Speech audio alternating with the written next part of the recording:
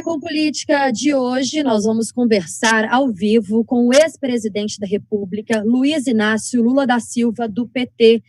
Bom dia, é um prazer falar com o senhor aqui no Café com Política na Rádio Super.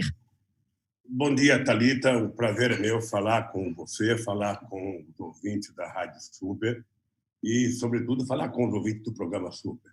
Estou à tua disposição, Thalita. Em meio à pandemia, qual é a avaliação do senhor? Qual é a avaliação que o senhor faz da gestão de crise do presidente Jair Bolsonaro?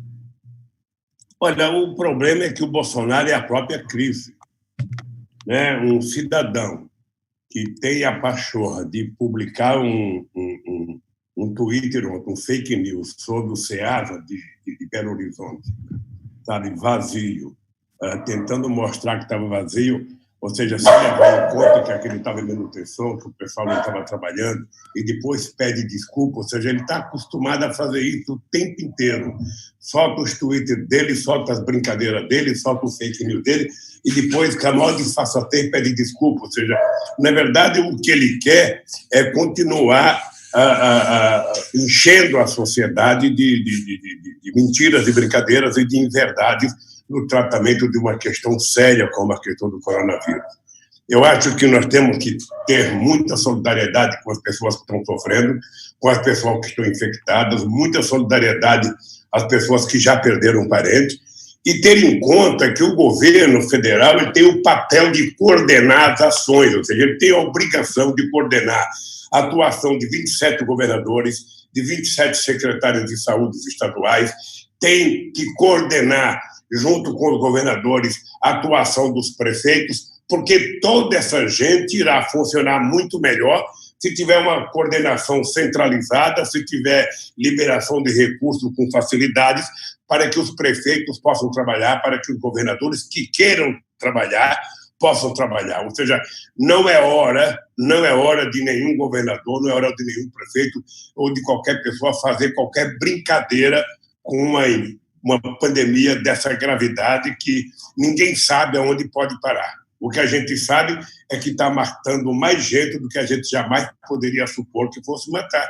Então, a hora é de muito trabalho. É preciso que o governo não tenha limite para colocar dinheiro na saúde, é preciso que o governo não tenha limite para comprar quantas máscaras for necessário, quanto gel for necessário, quantos respiradores for necessário. É preciso que o governo tenha a responsabilidade de entender que, se for necessário, é preciso fazer dinheiro novo. O governo não pode ficar apenas remanejando, tirando de um lugar para colocar no outro, quando, na verdade, nós temos exemplos históricos de que, em momentos difíceis, governantes não se importaram com a questão do ajuste fiscal, com a questão da dívida pública, ou seja, você produz a quantidade de dinheiro necessária para você vencer a guerra e depois, então, você senta para saber como é que você vai resolver no futuro. Ontem eu estava lendo, Thalita, um artigo aqui de uma tese da Universidade Federal do Rio de Janeiro, de que somente na Guerra do Paraguai o Brasil gastou o equivalente a 11 orçamentos da União. Ou seja, é uma guerra, nós não temos que ter limite, nós temos que colocar dinheiro novo para poder favorecer aqueles que estão preocupados em fazer o tratamento das pessoas. Nós sabemos que o isolamento é necessário, o isolamento evita duas coisas, evita que a pessoa seja transmissora e que a pessoa possa ser, ser vítima de transmissão. Ao mesmo tempo, nós vamos cuidar das pessoas que precisam trabalhar em serviços essenciais. A verdade é que nem da questão da saúde está sendo cuidada, é preciso que a gente tenha muita solidariedade a esse pessoal da saúde que está colocando a sua própria vida em risco para tentar defender, às vezes, pessoas que agem de forma irresponsável, obedecendo ordem de governadores, ordem de presidente da República, de ir para a rua, sem levar em conta o risco que estão colocando toda a sociedade. A verdade é que o presidente Bolsonaro não está sabendo cuidar dessa crise, não assumiu o comando dessa crise, e a verdade é que tem alguns governadores que pretendem ainda, seguir o rumo do governador e sem levar em conta a gravidade da crise que nós estamos enfrentando, Thalita. Ex-presidente Adriana Ferreira, quem fala com o senhor, prazer falar com o senhor aqui na Super. O senhor já respondeu aí parte da pergunta que eu gostaria de direcionar ao senhor, se é possível aí equilibrar tanto as medidas de saúde quanto as medidas econômicas, né? O presidente está sendo muito vítima hoje de ataques, considerando que ele está privilegiando a economia em detrimento da saúde. E, além disso, o ministro Onyx Lorenzoni da Cidadania tem falado que da dificuldade de implementar, de pagar esses R$600 no dia 16 de abril para os integrantes do Bolsa Família. O que há nesse contexto é que especialistas falam, né, analistas aí, que o prazo poderia ser menor e aí haveria uma burocracia, uma dificuldade de operacionalizar tudo isso. Já que são integrantes do Bolsa Família, já tem um cadastro pronto, o senhor acredita que isso realmente confere? Qual foi a opinião do senhor a respeito disso? Adriana, vamos colocar os pingos nos is para que o povo que está nos assistindo, nos ouvindo, possa compreender. Olha, o mesmo governo que fala que tem dificuldade para fazer o pagamento de R$600 às pessoas, depois de sancionada a lei ontem, é o mesmo governo que libera 200 bilhões de reais para o sistema financeiro.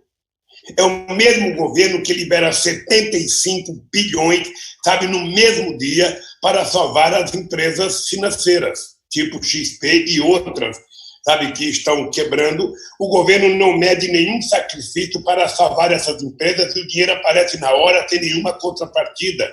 E para dar aos trabalhadores, ao churrasqueiro que o Bolsonaro ficou com pena lá de Ceilândia, ou seja, para dar R$600, eles acham que não tem condições. Olha, é só pegar o cadastro único. Tem vários cadastros no Brasil, mas tem o cadastro do Bolsa Família, que é a coisa mais perfeita que foi feita sobre cadastro, sabe? E a gente começar a fazer o pagamento porque é urgente. Então, na minha opinião, Adriana, a gente pode cuidar da saúde, você não tem que ter limite para comprar as coisas, para fazer o teste. Eu, por exemplo, estou sabendo que em Minas Gerais estão se fazendo poucos testes por dia, ou seja, se está fazendo pouco teste, a gente não tem sequer acompanhamento da quantidade de pessoas que morreram por causa do coronavírus. É importante que a gente não tenha limite também para fazer os testes. A segunda coisa é você comprar tudo que precisa comprar. Se for preciso, faça leite improvisado, como está sendo feito em muitos lugares do mundo, e mesmo aqui no Brasil, e, ao mesmo tempo, você cuide de fazer com que as pessoas fiquem em casa, porque as pessoas ficando em casa, as pessoas estão não apenas evitando de ser contaminadas, mas as pessoas estão evitando também de contaminar outras pessoas. Até agora, não existe nenhum país do mundo que tenha algo mais garantido do que ficar em casa. É duro ficar em casa? É duro, mas é mais duro morrer. Custa caro salvar uma vida? Custa caro, mas é a coisa mais importante que nós temos para cuidar, é a vida do povo. Portanto, o governo pode produzir dinheiro, pode rodar a casa da moeda, pode fazer dinheiro e pode colocar dinheiro novo para cuidar de enfrentar esse inimigo chamado coronavírus. Essa é uma coisa muito grave. Você veja que ontem o governo reeditou uma medida provisória sobre a questão da redução de salário e a redução da jornada de trabalho. Eu acabei de conversar nesse instante, Adriana, com o presidente da CUT, e o presidente da CUT, além de ser contra a medida provisória, ele quer que tenha o direito de negociação coletiva, ele quer que não reduza salário e ele quer estabilidade no emprego. Por isso que ele vai tentar negociar na Câmara, mudar essa medida provisória. E, ao mesmo tempo, o governo fica imaginando medidas para salvar, para dar ao Banco Central facilidade para salvar o sistema financeiro mais uma vez. Ora, é tudo para a Avenida Faria Lima aqui em São Paulo e nada para a periferia de Belo Horizonte, para a periferia de São Paulo e do país afora. Portanto, eu volto a afirmar que não existe outra saída senão a prioridade de cuidar do povo trabalhador desse país, do povo mais necessidade, do povo da periferia, que esse sim precisa receber urgentemente o dinheiro que já foi aprovado pela Câmara dos Deputados. Agora, Lula, pelo menos 22 pessoas que viajaram na comitiva do presidente Jair Bolsonaro para os Estados Unidos testaram positivo para o coronavírus. O presidente disse que o teste dele deu negativo. 2 testes teriam dado negativo. Mas ele não apresentou esse teste por meio das redes sociais, onde ele é tão ativo e por onde também alguns parlamentares divulgaram os resultados para o coronavírus ou não. O senhor acha que o presidente deveria ter mostrado esse teste para comprovar que ele não tem a doença? Olha, eu acho que é pelo menos esquisito o comportamento do presidente, Thalita, porque, veja, de todas as pessoas que viajaram com ele, ou seja, de 24, 23 pegaram o coronavírus. Ou seja, a delegação inteira pegou o coronavírus. Então, o presidente da República, como autoridade máxima do país, ele tinha a obrigação de mostrar para a sociedade brasileira o exame dele. E se tiver, vai se tratar. Se não tiver, tudo bem. Se não tiver, fica em casa para evitar de pegar ou para evitar de contaminar outras pessoas. Era isso que a gente esperava de um presidente da República. Seriedade e serenidade. Agora, me parece que ele não tem compromisso com isso. Me parece que tudo que o presidente Bolsonaro não tem é compromisso com a verdade. Ele está sempre brincando, está sempre fazendo fake news. Quando ele não faz, os filhos fazem, depois ele pede desculpa. Veja uma coisa grave que aconteceu de ontem para hoje, Thalita. Eu estou lendo na imprensa hoje que os chineses estão vendendo todos os equipamentos, sobretudo respiradores, para os Estados Unidos. Ou seja, que a China suspendeu todos os pedidos de outros países, inclusive do Brasil, para atender os Estados Unidos. Eu vi agora no jornal que parece que tem 7 ou 8 aviões de carga dos americanos lá na China para pegar esse material. Ora, isso demonstra a falta de respeito que o Brasil perdeu com a China.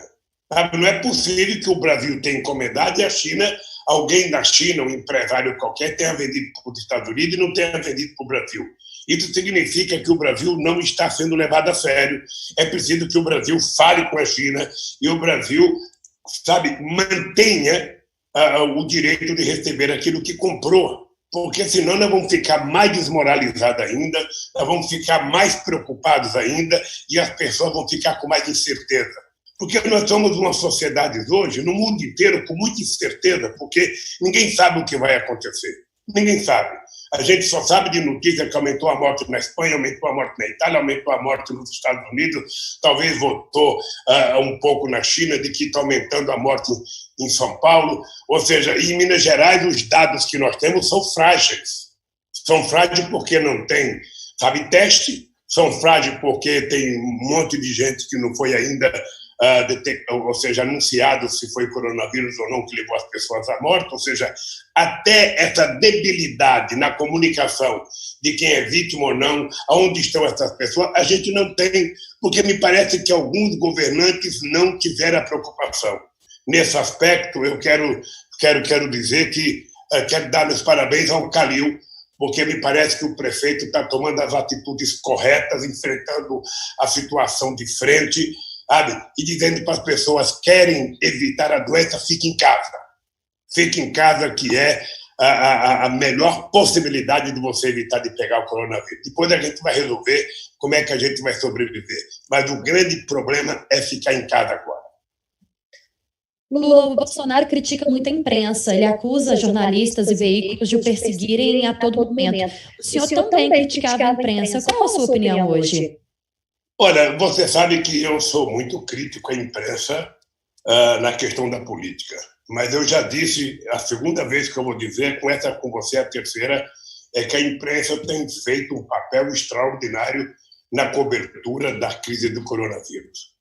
Ou seja, eu tenho assistido pela internet, tenho visto na TV aberta, tenho visto na TV a cabo, ou seja, a imprensa está tendo um papel extraordinário de informar a sociedade. O que eu acho grave, Thalita, é que deveria o governo federal, que o governo federal tivesse montado uma coordenação com os 27 governadores, com os 20 secretários de saúde, com os quase 6 mil prefeitos do Brasil e quase 850 municípios de Minas Gerais. Se o governo tivesse uma coordenação centralizada, O governo poderia passar de hora em hora, de meia em meia hora, sabe, uma propaganda orientando as pessoas do que fazer, como se comportar, onde ir atrás das coisas, onde encontrar as coisas, ou seja, porque é esse o papel do governo. Lamentavelmente, como o governo não tem coordenação, todo dia anuncia uma coisa, todo dia anunciou uma medida provisória, quando deveria ter sentado e ter feito um pacote para enfrentar o coronavírus, um pacote para comprar remédio, um pacote para cuidar dos médicos, um pacote para comprar respirador e um pacote para manter as pessoas em casa. Não precisa todo dia uma medida provisória, todo dia uma discussão que passa 10 dias para ser aprovado na Câmara, mais 5 ou 6 para ser aprovado no Senado, mais 3 ou 4 dias para ser sancionado, depois mais 4 ou 5 dias para ser regulamentado. Ou seja, como é que o povo que está em casa à espera do dinheiro para comprar o que comer vai ter paciência? Como é que esse povo vai sobreviver? Além do que, Thalita, é importante que a gente tenha um compromisso de orientar corretamente as pessoas que trabalham em atividades essenciais. Eu poderia pegar desde o companheiro que trabalha catando lixo na rua, varrendo a rua. Esse cidadão ele tem que ter proteção e cabe ao município, ao Estado, garantir esse cidadão que ele tenha todos os equipamentos de proteção para exercer a sua função. O cidadão que trabalha no supermercado vendendo, o cidadão que trabalha em qualquer atividade recebendo público, essa pessoa tem que ter os equipamentos oferecidos pelo poder público para essas pessoas poderem trabalhar, exercer a sua função sem se contaminar e sem contaminar os outros. Ou seja, o que está faltando, na verdade, é um maestro nessa orquestra. Agora, ex-presidente, em relação à imprensa, voltando um pouquinho ao que a Thalita havia direcionado ao senhor, é um serviço essencial o trabalho que nós, jornalistas, fazemos, na opinião do senhor. Os jornalistas já estão acostumados, né, em determinado governo ser alvo de críticas, em outro, né, com uma outra bandeira também ser alvo de crítica, mas o jornalista ele tem o papel de ser independente, de levar a informação para o seu ouvinte, para o seu telespectador. Qual é a visão que o senhor tem? O senhor considera esse papel fundamental, principalmente nesse período? Eu acho que é uma... Não, veja, a atividade da imprensa, Adriana, ela é uma atividade essencial em qualquer circunstância, ou seja, até porque a garantia da existência de um Estado de direito e do Estado democrático pressupõe uma imprensa livre e soberana, uma imprensa que seja efetivamente democrática. Eu, por exemplo, você sabe que eu tenho crítica ao comportamento da imprensa com relação ao PT. Eu não vou ficar citando aqui, mas se você reparar, ou seja, o PT é alijado de muitos meios de comunicação já há muito tempo. A perseguição ao PT vem desde o impeachment da Dilma ou antes do impeachment da Dilma. Eu nem me queixo com isso. O que eu estou dizendo é que a imprensa é necessária e a imprensa livre é muito importante. A imprensa ela não pode ser nem chapa branca defendendo o governo, nem chapa branca defendendo o empresário. Ou seja, se o empresário quiser ter sua opinião política, ele faz o editorial. Mas no noticiário diário, a imprensa tem que ser livre, tem que ser soberana e tem que ser verdadeira. É esse o papel que eu entendo, sabe, da imprensa. Ainda ontem eu dizia numa entrevista, Adriana, que talvez eu seja o político vivo, sabe, que mais dou entrevista, porque desde o dia 24 de abril de 1975, que eu dei minha primeira entrevista, ou seja, eu não parei de dar entrevista até hoje, não parei de lidar com a imprensa, não parei de lidar com todo tipo de jornalista, ou seja, e a minha convivência sempre foi extraordinária e sempre foi de defender a liberdade de imprensa. O que eu não quero é defender a liberdade do empresário falar o que ele quiser em detrimento da veracidade da notícia. Mas pode ficar certo que a terceira vez que eu vou dizer isso é de que a imprensa está cumprindo um papel extraordinário no combate ao coronavírus. Tem sido de muita valia para a sociedade brasileira receber as informações que às vezes o governo não dá. Lula, o Congresso tem recebido pedidos de impeachment recentemente contra o presidente Jair Bolsonaro. Contra ele também seria um golpe? Olha, deixa eu lhe falar uma coisa. Para que você faça impeachment contra um governante, é preciso que você tenha detectado o crime de responsabilidade. O PT pediu ao escritório de advocacia, ao doutor Aragão, para analisar quais os crimes de responsabilidade que o Bolsonaro já cometeu, e com base nisso o PT vai se reunir daqui uns 15 dias e pode tomar ou não uma decisão de ir para o impeachment. Eu, sinceramente, vi a carta do Haddad, do Ciro, do Flávio Dino, do Boulos, pedindo a renúncia do Bolsonaro. O dado concreto, Adriana e Thalita, é que o Bolsonaro é a própria crise, porque ele dificulta quando ele deveria facilitar, ele cria caso quando ele deveria resolver os problemas. Sabe? Então, é importante que os governadores tenham em conta, sabe, que eles ajudarão o governo a acertar se não ficarem puxa-saco do governo, se resolverem defender o seu povo, se resolverem cuidar dos mais necessitados, se resolverem fazer os testes. Ou seja, é obrigação do governador brigar pelo povo do seu estado, do prefeito brigar pelo povo da sua cidade, e não ficar, sabe, copiando os discursos errados do presidente da República. Eu acho que nós poderemos chegar a ter um pedido de impeachment do Bolsonaro, sim, na medida que ficar aprovado o crime de responsabilidade e na medida que o presidente da Câmara resolva colocar em votação um pedido de impeachment do presidente da República. Agora, no fundo, o que eu espero, Adriana e Thalita, é que esse cidadão assuma o papel de presidente da República de 210 milhões de brasileiros, que esse cidadão pare de brincar com fake news, que ele pare de me fazer piada, que ele pare de colocar fotografia e vídeos de bobagem como essa do SEADA que ele põe em Belo Horizonte, e que ele comece a pedir desculpas ao povo pelos erros que ele cometeu e comece a acertar daqui para frente. Ele tem que montar comitês de especialistas para cuidar de cada coisa, para administrar cada coisa, para executar cada coisa. O que não pode, ele aprovar um dinheiro e depois ele não tem como entregar. Se ele não tem como entregar, nós sabemos como entregar, porque já fizemos isso. O Bolsa Família era 14 milhões e meio de pessoas que recebia cartão e recebia tranquilamente através da Caixa Econômica Federal, sem nenhuma intromissão de nenhum político. É plenamente possível, você tem cadastro, o cadastro único, que você pode atender as pessoas. O que é importante é liberar logo esse dinheiro, parar de brincar com o pobre, parar de favorecer o rico, porque me parece que o Guedes tem a cabeça só voltada para resolver o problema do sistema financeiro. Eu tenho que resolver o problema de liquidez do banco, eu tenho que resolver o problema de liquidez das financeiras, e o povo pobre espere. Porque para eles o povo pobre não é gente, é um número. Presidente, o senhor citou aí a questão do manifesto, né, assinado pelo Boulos, também pelo Fernando Haddad e também pelo Ciro Gomes. Aí eu pergunto para o senhor como que está a relação do senhor com o ex-ministro Ciro Gomes. Houve um afastamento, né, nas últimas eleições, ele foi alvo, criticou o senhor, chamou o senhor, inclusive, de encantador de serpentes em alguns momentos, usou algumas palavras que comprometeram aí, palavras de baixo calão, vamos dizer assim, pessoas sem escrúpulo e tudo mais. Como que está essa relação? E o senhor cogita a possibilidade de uma reaproximação nesse momento? Olha, eu faz muito tempo que eu não tenho relação com o Ciro Gomes. Eu já disse mais que uma vez, eu não tenho nada contra o Ciro Gomes. Se for necessário conversar com o Ciro, eu converso com o Ciro.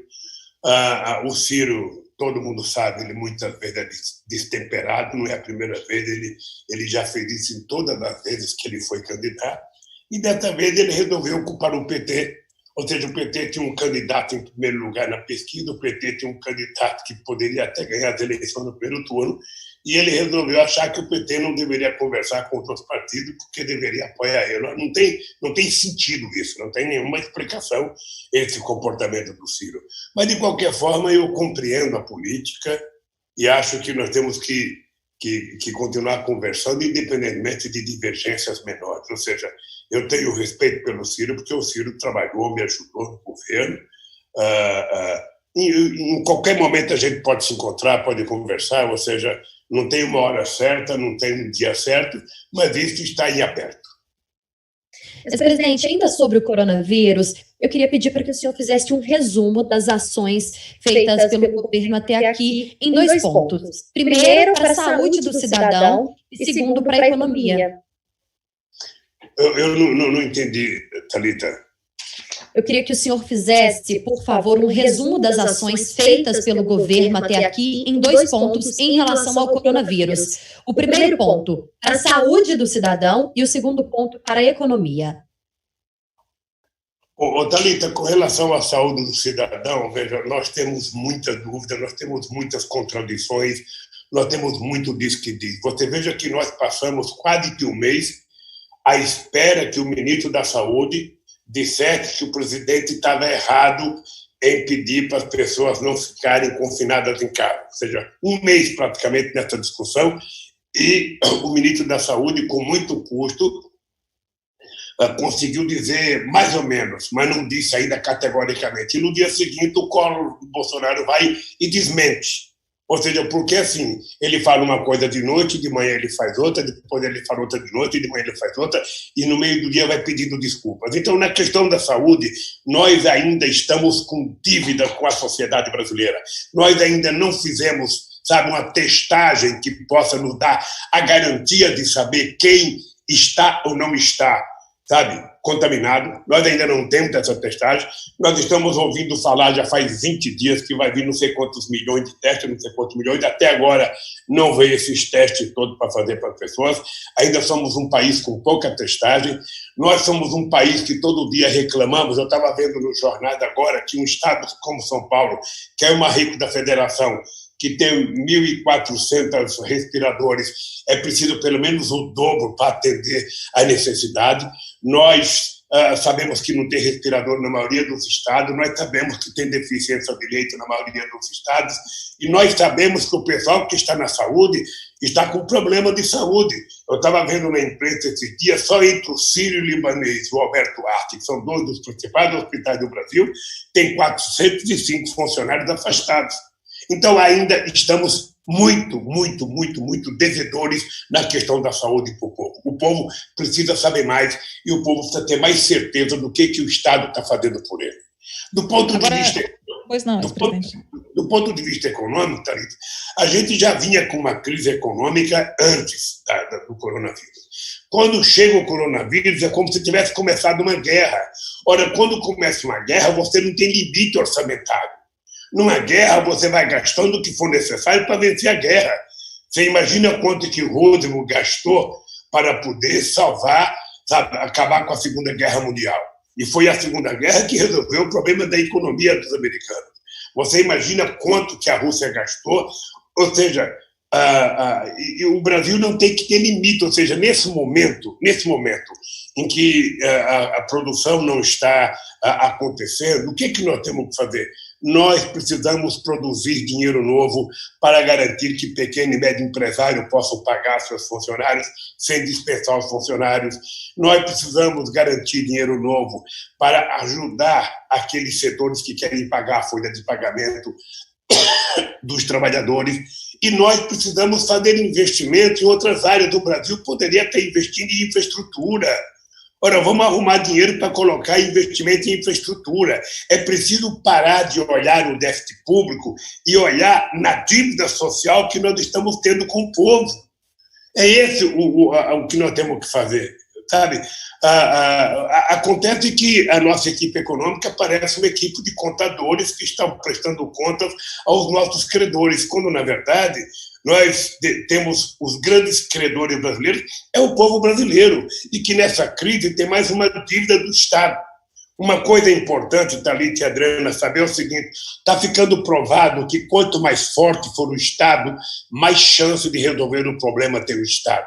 Aquela história de fragilizar o Estado, de privatizar o Estado, de colocar empresários para tomar conta do Estado, tecnicamente tudo quanto é lado, está provado que não tem resultado. Quem vai resolver essa crise é o Estado. Quem vai cuidar dos problemas do povo é o Estado. O que é preciso é um Estado forte para tomar decisão e um Estado democrático para executar. Ou seja, um Estado que seja indutor das boas políticas públicas, que seja indutor, sabe, das finanças e indutor de produzir dinheiro para garantir que o povo receba aquilo que o Estado já aprovou, que vai pagar. Sabe, não tem nenhuma novidade, já foi aprovado na Câmara, já foi aprovado no Senado, agora é fazer o dinheiro chegar nas mãos das pessoas. E aí é fazer chegar. Sim, em relação, nesse momento de pandemia também, uma discussão que eu gostaria de abordar com o senhor agora também é a questão das eleições gerais, né, um assunto que voltou à tona nesse momento, diante da possibilidade de adiamento dessas eleições que seriam realizadas em 2020, um pleito só seria realizado, portanto, em 2022. É o que tem se discutido, apesar do Tribunal Superior Eleitoral ainda manter as eleições, cravar que manterá as eleições ainda esse ano. O que o senhor pensa a respeito das eleições gerais? O senhor que chegou a discutir isso com a ex-presidente Dilma Rousseff em 2016, né? Essa discussão já havia começado a ser feita nesse período também em que se aproximava o afastamento da ex-presidente Dilma Rousseff. O que o senhor pensa a respeito desse assunto? Thalita, a questão eleitoral de 2020 não é uma questão de princípio. Ora, se nós chegarmos no momento importante de decidir, percebemos que a crise está avançada, que a crise está se agravando, ou seja, não há por que você manter eleições. Você pode suspender as eleições, não será a primeira vez, nem será a última vez. Não é uma questão de princípio. Eu acho que ainda não é momento de discutir isso. Sinceramente, eu acho que não é momento. O momento agora é dedicar toda a nossa inteligência, toda a nossa energia para a gente tentar minimizar os efeitos do coronavírus no povo brasileiro. O Brasil tem muita gente necessitada, tem muita gente pobre que vai ter vitimada, tem muita gente vivendo em espaço muito pequeno, e o Estado precisa garantir e saber como é que a gente vai ajudar essa pessoa. Eu nem estou culpando o governo, eu estou achando que o governo precisa ter capacidade de coordenação. Capacidade de coordenação. O governo já deveria ter juntado os 27 governadores de Estado, os 27, decidido que política vai fazer junto com os governadores, dependendo de quanto recurso precisar cada estado, e o governo fazer, pura e simplesmente, o dever de casa, liberar os recursos para os governadores vão fazer reunião com os seus prefeitos, vão liberar recursos para os seus prefeitos, e aí, governo federal, governo estadual, governo municipal, mais as entidades da sociedade civil, mais os especialistas, nós vamos cuidar do povo brasileiro como um todo. Para isso tem uma coisa a fazer, garantir que as pessoas fiquem em casa e garantir os recursos que estão sendo aprovados na Câmara e no Senado. Se a gente fizer isso, será 80% do caminho andado. E aí vamos cuidar das nossas pessoas, vamos salvar vidas. Nós estamos conversando com o ex-presidente Luiz Inácio Lula da Silva. Lula, como que o PT vai trabalhar a candidatura nos municípios, em especial aqueles mais fortes? E eu aproveito o momento para te fazer também uma outra pergunta. Pela condenação, o senhor está inelegível, mas desde que o senhor foi solto, o senhor tem percorrido o Brasil e a gente tem visto esse movimento. Um possível adiamento das eleições seria bom para o PT recuperar a força do partido, que já teve em outros anos, em outras eleições, e para que você tentasse também reverter essa decisão judicial? Thalita, você poderia responder, porque tem um som aqui da caixa de som aqui que está... Repete a pergunta para mim.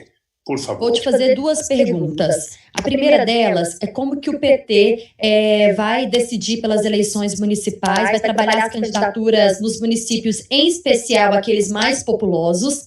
E a segunda é em relação à situação atual do senhor. Pela condenação, o senhor está inelegível. Mas desde que o senhor foi solto, o senhor tem percorrido o Brasil, uma tentativa de retomar a força do seu nome, também a força do nome do PT. Um possível adiamento dessas eleições, das eleições deste ano para 2022, eleições unificadas, seria bom para o PT e para que o senhor também tentasse reverter essa decisão judicial? Thalita, primeiro é o seguinte, eu acho que hoje o PT está preparado para disputar as eleições de Minas Gerais, eu vou te dizer, no 80% dos principais municípios de Minas Gerais. O que é importante é que o PT concentre a sua energia nesse instante para tentar, tanto na Assembleia Legislativa como na Câmara dos Vereadores, votar em coisas que digam respeito a coronavírus, ou seja, na Câmara Municipal aprovar coisas que possam facilitar, sabe, o combate ao coronavírus. Na Assembleia Legislativa, eu sei que a Assembleia aprovou ontem, eu sei que os deputados, inclusive, colocaram o dinheiro de emenda parlamentar. É preciso que a gente faça todo o nosso esforço para combater o coronavírus. A questão da eleição, quando chegar o momento certo, a gente decide. Se for para não ter eleição, que não tem eleição, eleição, o Brasil não vai acabar por causa disso, não. O Brasil não vai acabar, ou seja, a gente pode fazer a eleição para frente. Agora, com relação ao meu caso, eu sinceramente, Thalita, não estou preocupado com o meu caso. Obviamente que eu quero recuperar os meus direitos políticos, eu quero recuperar o direito de ser cidadão, de votar e ser votado. Isso não implica que eu possa ser candidato ou não, já vou estar com 77 anos quando chegar as eleições de 2022. Mas eu quero ser cidadão pleno, porque eu preciso, provar. A sociedade brasileira tem que saber que se tem uma quadrilha nesse país, é a quadrilha da Força-Tarefa da Lava Jato, chefiada pelo Dallagnol, e o Moro não é juiz. O Moro, na verdade, é um juiz mentiroso que mentiu na minha sentença, ele sabia porque estava fazendo aquilo, sabe? E está agora mostrando o comportamento dele como um ministro ineficaz, como um ministro, eu diria, muito, muito frágil, ou seja, sem nenhuma personalidade. Então, eu faço questão, de recuperar meus direitos políticos para poder não só garantir a minha inocência, mas para garantir que os culpados foram aqueles que me condenaram. Tá? Então, eu estou muito tranquilo. Não, minha cabeça não está pensando em eleições agora, minha cabeça está pensando em duas coisas. Primeiro, como posso ajudar o país a enfrentar o coronavírus, e segundo, como posso, me comportar e me cuidar para não pegar o vírus, já que eu estou numa idade, que é considerada pela ciência delicada. Eu estou com 74 anos, eu voltei da Alemanha, vai fazer, hoje completa 21 dias que eu voltei da Alemanha, não saí de casa desde que eu voltei da Alemanha, e graças a Deus, nem eu e nenhuma das pessoas que viajaram comigo tiveram qualquer problema, de coronavírus. Graças a Deus. Hora do bate-pronto. No Café com Política. Hora do bate-pronto. São perguntas.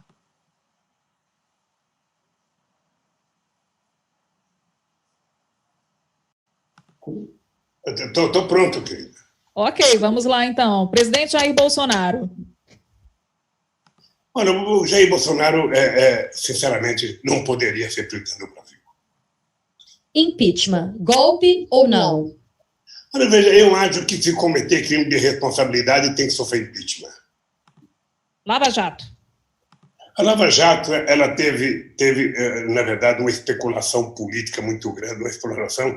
Me parece que um dos grandes objetivos da Lava Jato era fazer com que o Lula não disputasse as eleições de 2018. Eles conseguiram esse objetivo, e eu agora, graças a Deus, tudo que está na minha sentença está ficando claro agora, que a Lava Jato foi feita para tentar punir o PT. Corrupção. Olha, a corrupção é uma coisa que existe no mundo inteiro e no Brasil há muito tempo.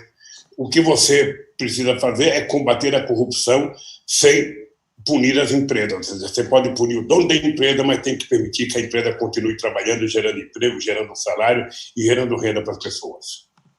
Quem era o Lula antes da prisão? Olha, o mesmo que eu sou agora. Eu tenho um passado histórico no país, e esse passado se mantém, e eu tenho um legado que eu faço questão de defender, porque eu tenho certeza que o Brasil viveu o melhor momento da sua história no meu governo. E quem é o Lula depois da prisão? Olha, é o mesmo Lula, com a mesma vontade de brigar, com mais experiência, com muita disposição de enfrentar todas as adversidades possíveis. Nós conversamos com o presidente da República, Luiz Inácio Lula da Silva, do PT. Obrigada, Lula, por nos atender, conversar com a gente aqui no Café Política durante o Super N. É um prazer falar com o senhor. Olha, Thalita, o prazer foi meu. Eu quero agradecer a você, quero agradecer a Adriana, quero agradecer a todos os ouvintes da Rádio Super e quero agradecer aos ouvintes do programa Super. Muito obrigado e, quando precisarem, estou à disposição. Agradecendo mais uma vez, então, a participação do ex-presidente Luiz Inácio Lula da Silva, do PT, ele que conversou com a gente aqui